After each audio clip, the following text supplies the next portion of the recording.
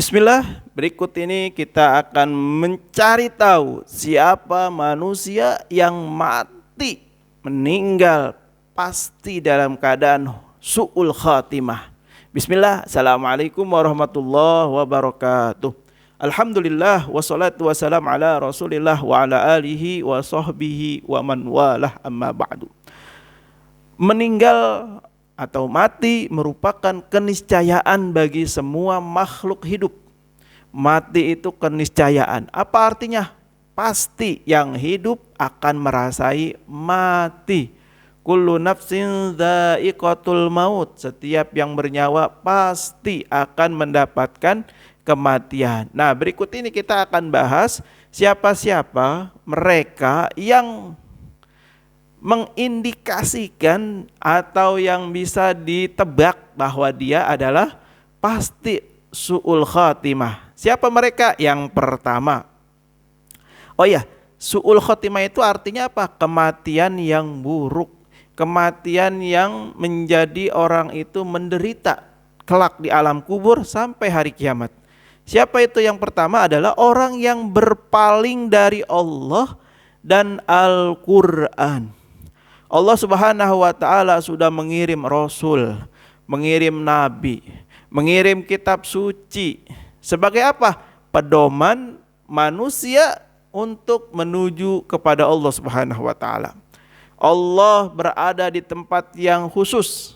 Makanya Allah kasih petunjuk berupa Nabi dan Rasul.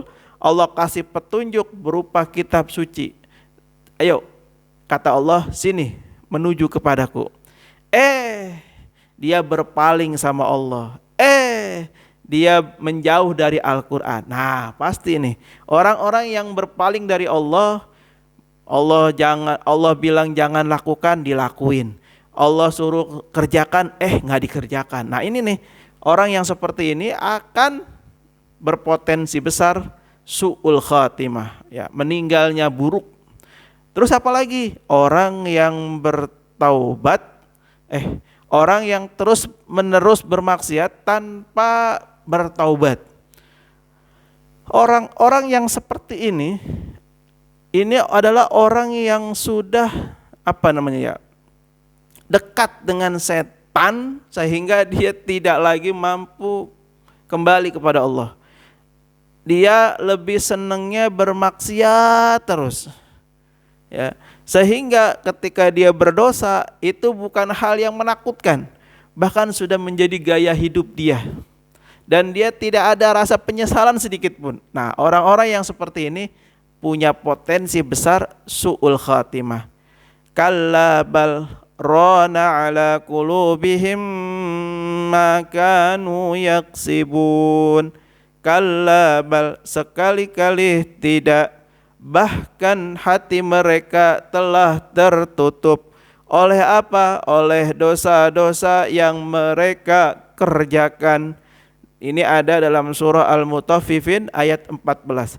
Jadi yang membuat manusia susah ibadah adalah karena dosa-dosa yang belum ditobati, dosa-dosa yang belum diistighfarkan. Nauzubillah summa nauzubillah. Kemudian orang yang berpotensi su'ul khatimah adalah orang yang melalaikan sholat. Hati-hati, ya.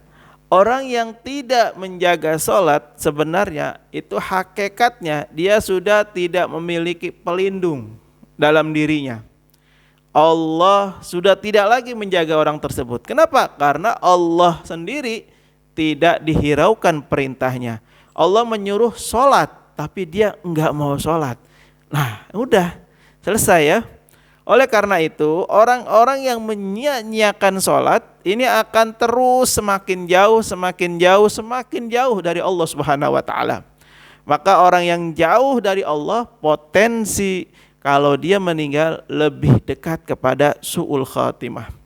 Yang berikutnya, yang merupakan ciri tanda-tanda orang yang kalau meninggalnya menanti su'ul khatimah adalah orang-orang yang banyak menghayal dan lupa bahwa dia akan meninggal. Orang yang seperti ini biasanya apa? memikirkan, membayangkan hal-hal yang enak, hal-hal yang nikmat. Dia lupa sebelum mencapai enak dan nikmat itu ada anak tangga yang harus dilewati. Ada proses yang harus dijalani. Jadi tidak ada kenikmatan sesuatu yang enak tanpa diawali dengan kesulitan, sakit, apalagi kesusahan.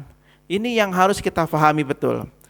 Nah, orang-orang yang banyak angan-angan, banyak menghayal, dan dia pasti akan lupa kematian. Nah, orang-orang yang banyak menghayal ini adalah orang yang punya potensi kalau dia meninggal bisa dalam meninggal su'ul khatimah. Kemudian apalagi orang yang sombong. Ya, orang yang sombong ini adalah orang yang menolak kebenaran. Dari manapun kebenaran itu, kalau orang ini sombong, maka dia akan menolak kebenaran itu. Bahkan Nabi Muhammad pun itu ditolak ajarannya. Oleh siapa? Orang-orang yang sombong. Siapa? Ada Abu Lahab, Abu Jahal, Abu Sofyan sebelum masuk Islam. Banyak sekali. Nah, itu apa yang menjadi asal muasalnya? Yakni sifat sombong. Hati-hati nih. Sombong karena jabatan, sombong karena ilmu, sombong karena dunia, sombong karena ketampanan, kecantikan, sombong karena nasab, nauzubillah. Pokoknya semua kesombongan yang itu tidak pada tempatnya, maka itu memiliki potensi su'ul khatimah. Kemudian apalagi orang yang tidak pernah berdoa minta husnul khatimah.